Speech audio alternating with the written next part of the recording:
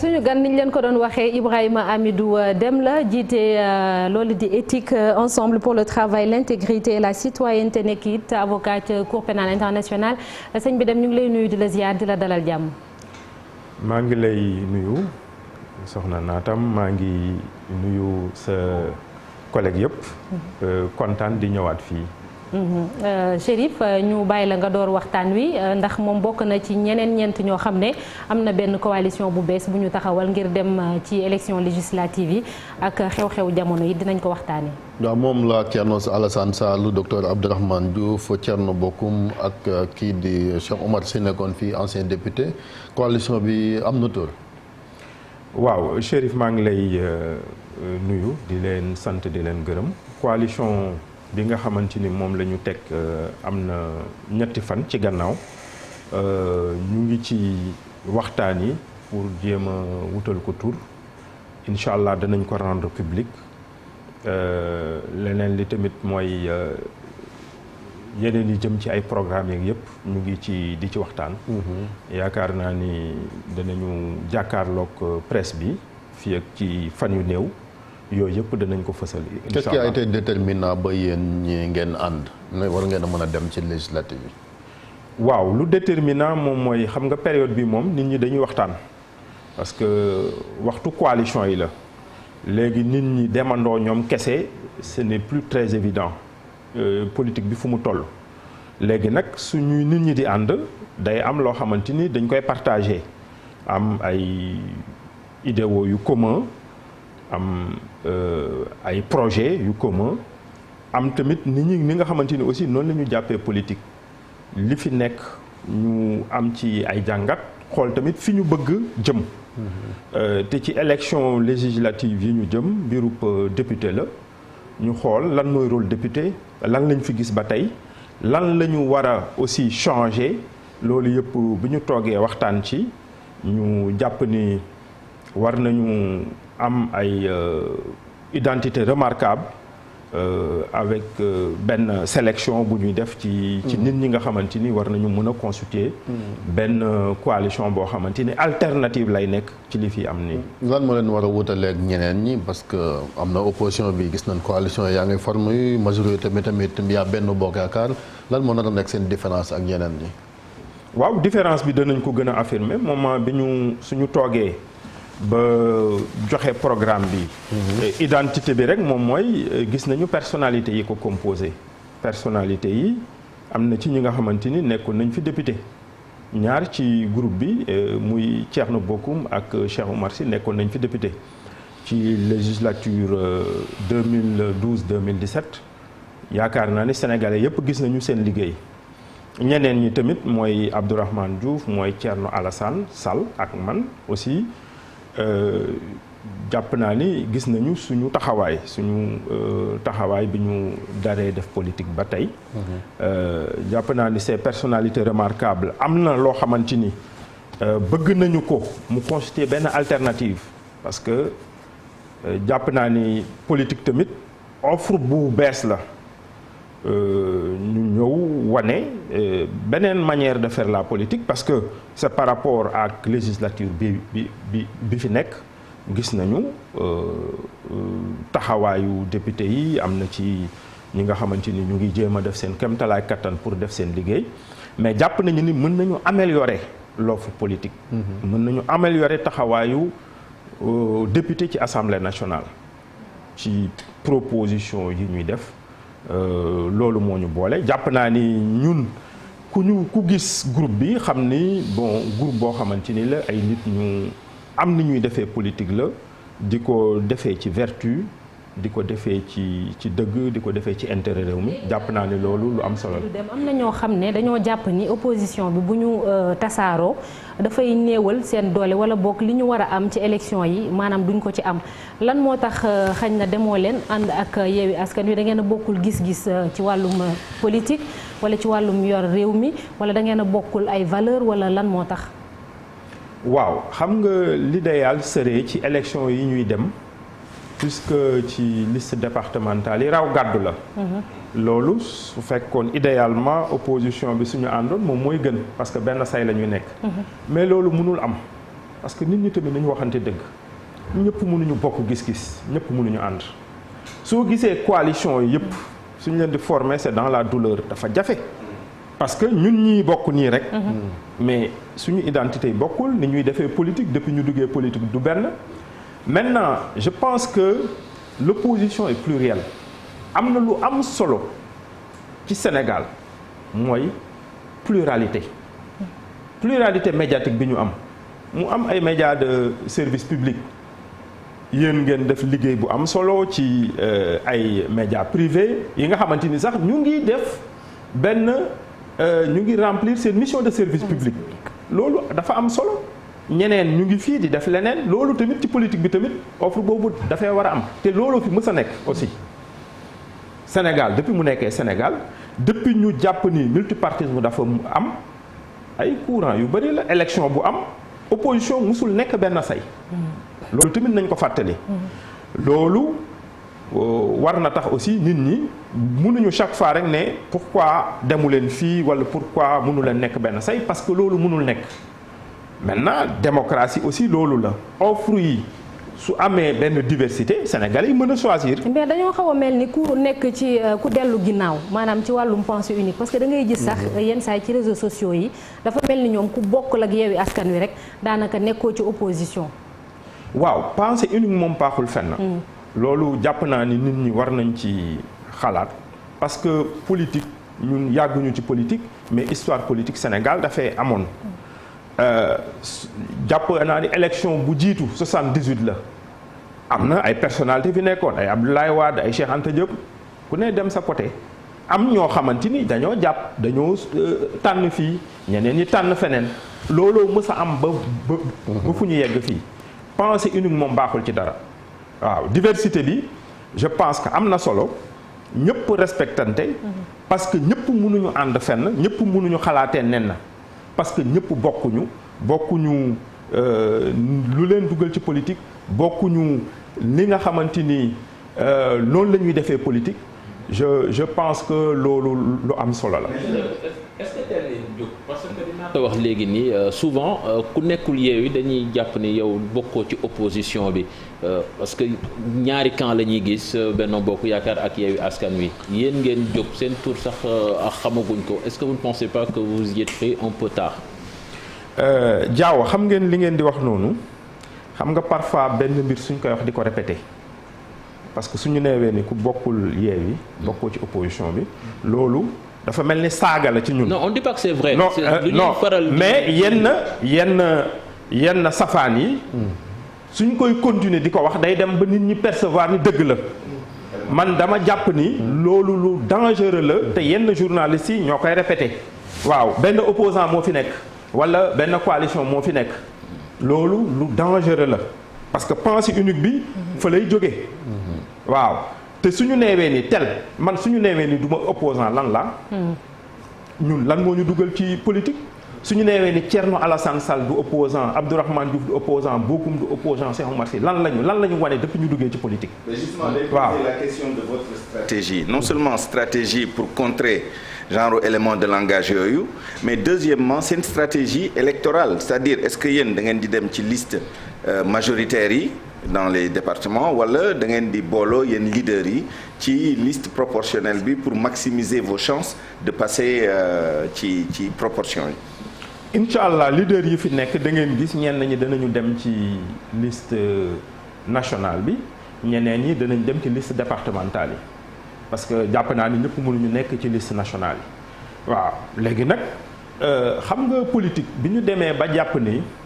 objectif principal bi. mooy gagner élection looloo yàq yëpp maa ngi doon suivre léegi élément bi ngeen def ku ñëw nekk ci décision nekk ci nguur day def kéemtalaay kàttanam def lépp politique politicienne di utiliser parfois les moyens de l'État pour se maintenir au pouvoir ñeneen ñi nekk aussi dans l'opposition di utiliser parfois léegi c'est le populisme fépp foo dem ci monde bi populisme la. monter populisme. États-Unis dem nañu. mën nañ ko citer Donald Trump lu frappant la. suñu demee ba Donald Trump nekkoon ci président naroon nekkat président suñu demee ba ñu xool Zemmour lu mu représenté ak ni muy wax mu dem ba am percée bi mu am malgré score am à l'élection suñu demee ba ay Bolsonaro ay Brésil ak léegi le monde et loolu war nañ ci def très attention. Populisme ñenn ñi dañ ciy profiter suñu duggee ci politique sax dañu ne nan laay def man pour am suffrage yi pour wax lu neex sénégalais yi wax lu neex citoyens yi wala wax loo xamante ni man mooy tax ma gagné. Absolument. loolu nag suñ koy def rek ak ñii fi nekk aussi ci pouvoir bi dina ñoom tamit nan la ñuy def pour garder le pouvoir ñaari extrémité yooyu looloo tax réew mi toll fu mu toll. mais naka si pexe par exemple ma jox la. pexe exemple utilisation réseaux sociaux yi ak yi ni mel populisme bi foofu lay jaar. mais yéen vous n'êtes pas très connu pour être très très actif wala super actif sur ces plateformes là en fait question bi loolu yan pexe yan stratégie ngeen di lal pour contrer justement ce discours et ces attitudes là. li ñuy njëkkee man mooy média yi rôle média yi léegi soo xoolee buzz la suñuy invité kenn ci yenn plateau Ramadan yooyu dañuy xool kii nii est-ce que duñu xool utilité bi parfois dañuy wax ay mbiru vote utile mais est-ce que nga invité nit bañ a xool ban buzz la am mais kii ban njëriñ la am askan wi depuis mu duggee ci politique mais ban langage la am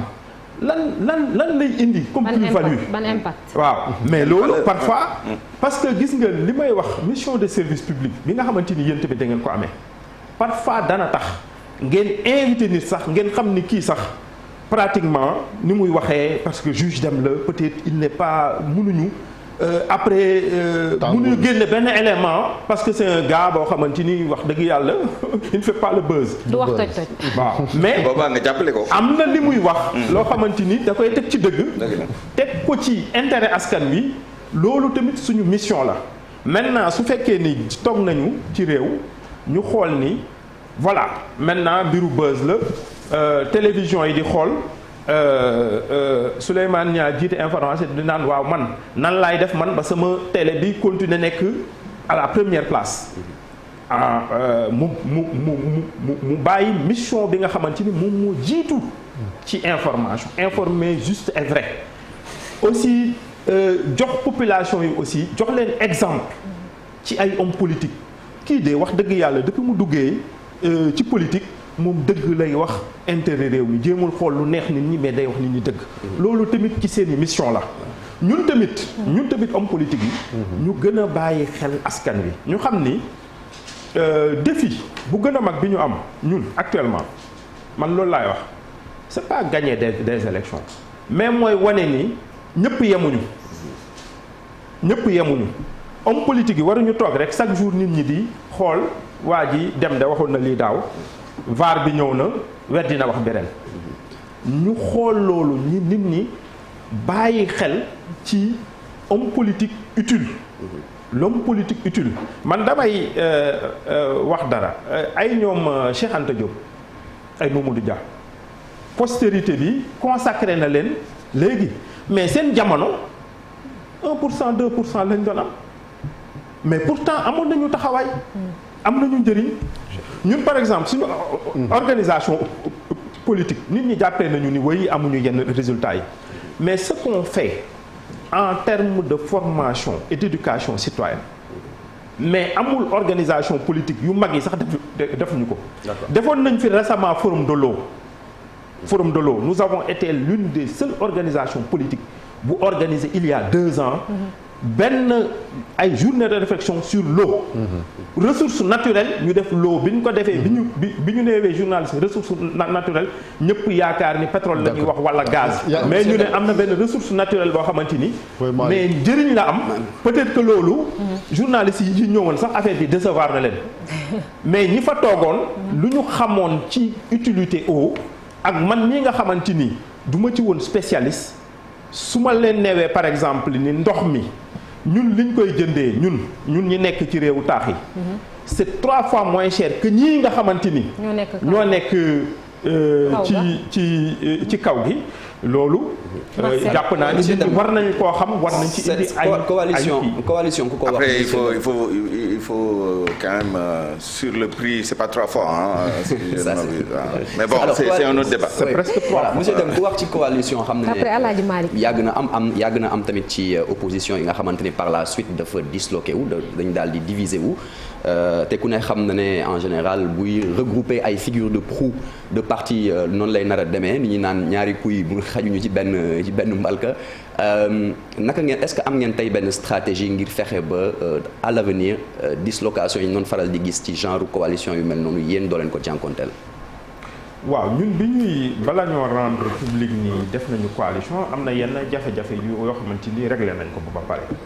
waaw jàpp naa ni du am problème tête de liste kii mooy dem département parce que waxtaanee nañ ko ba teg ko à côté parce que mooy question yu gën a jafe te yooyu coalition yëpp a koy jànkonteel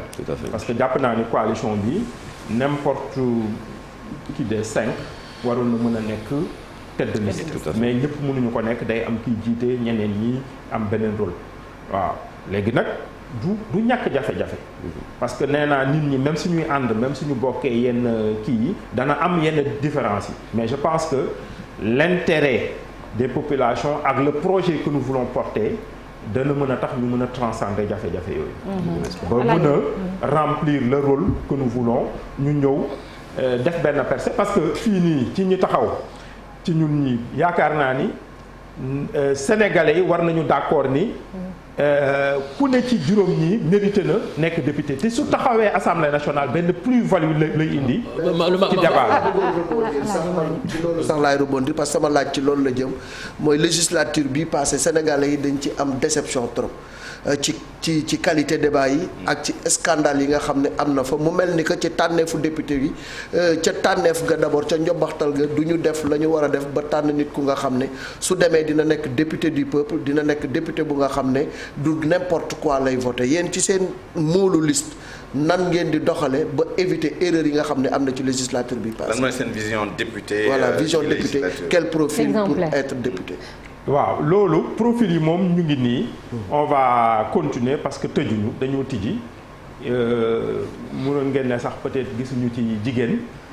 am na jigéen yoo xamante ni dinañ ñoo bokk ci ñu bokk ci suñu structure politique yi ak ñeneen ñoo xamante ni xam nañu leen ci réew mi danañu ñëw bokk ci ñu ngi ci discussion léegi nag il faut que ñu bàyyi xel ni offre bi ñu bëgg a def am nañu ñu ngi discuter ci benn programme commun boo xamante ni ñun ñëppay toog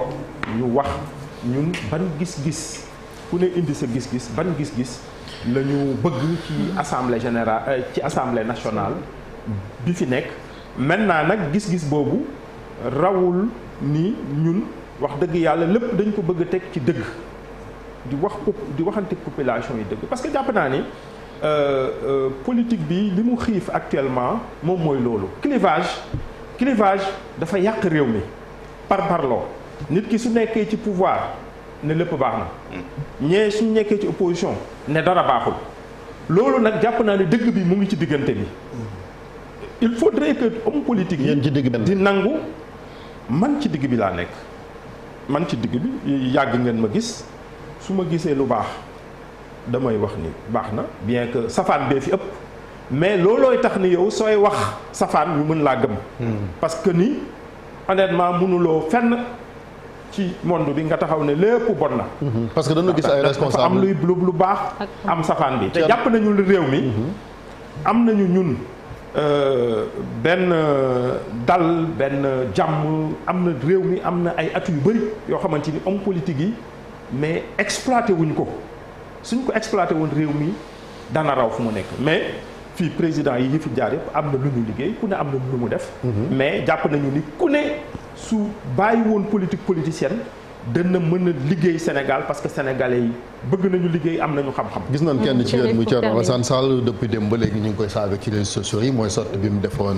7TV chez nos confrères di dénoncer pratique bu par exemple liñ gis maanaam ñi nekk ci Yewwi nekk ay commune di fal seeni xarit donc yow da nga bokk ak moom gis-gis ci ñi nga xamante ne nekk opposition di kaas naan bu ñëwee changé mais bu ñëwee parcelle pouvoir bi am ak su néew ña ngi fay wane seen doole. waaw xam nga li may wax loolu laa doon wax léegi c'est très lié ak li may wax nii gis ngeen dañoo Sénégal parloo la dañoo jàpp ni ñun suñu nekkee ci opposition léppay baax opposant bu ne aussi ñun ñu ne bon opposition lañu bokk nañu jàppante bu ñu critiquante mais day fekk nañ ko teg ci dëgg. te man leneen li ma bëgg a wax loo xamante ni nit ñi duñ ko wax mais fu mu toll nii ñenn ñi nekkatuñu ci opposition mais dafa am le pouvoir local ak le pouvoir central. Le pouvoir local est maintenant partagé par Benno Bokk Yaakaar ak waa Yewwi ñoom ñu ngi gouverner nekkuñu ko totalement. ñu ngi gouverner nit ñi aussi war nañu bàyyi xel ci li ñuy gouverner. majorité lañ ci localité yi ba. non loolu dafa am solo te nit ñi aussi nañu di waxante. c'est pas parce que nit ki gis na ñun fii dañuy fàtte benn mbir mu am solo Souleymane Niang moom mooy toogoon nañu fii Sénégal nekk fii ci lu metti ba ñu xalaat ni war nañu def des assises nationales yi. léegi doo déggati ñu koy wax mu am ay conclusion nit ñi liggéey ci ay weer li ñuy wax nii mooy ay appel d'offre mbir yi nomination waratul nekk ci yaama neex nit ki nag nekk au pouvoir comme dans l'opposition dañ ko war a wax dëgg su fekkee Thierno Alassane Sall loolu mu wax muy dëgg nit ñi looloo tax nit ñi di ko saaga ci réseaux sociaux yi war nañu xoolaat ñun suñu réew. nit ñi aussi xoolaat le rôle de l'homme politique. question bu gàtt rek par rapport ak avenir. coalition bi après demi-question Cheikh Tidiane Diaw. est-ce que c'est une coalition ponctuelle circonstancielle pour législative yi kese wala da ngeen yaakaar ni day dem au-delà pour éventuellement 2024. d'autres échéances. 2024 notamment. waaw ñun de suñu bëgg-bëgg moom mooy coalition bi ñu gën ko renforcer il y a d'autres personnalités remarquables yu war a ñëw. ñu mën ci continuer dem ci législative yi dem ci présidentielle yi même au-delà. waaw. Cheikh Tidiane monsieur le juge est-ce que ragalu leen coalition bi quand même ñu restreindre ko à Thiès parce que soo xoolee ci photo bi y a beaucoup de Thiès waa quand même. ñan ñoo fii Thiès waa man de ñaari Thiès waa laa fi gis. dëkkoo Thiès. man ñaari Thiès waa laa fi gis man ak Thierno Alassane Sall.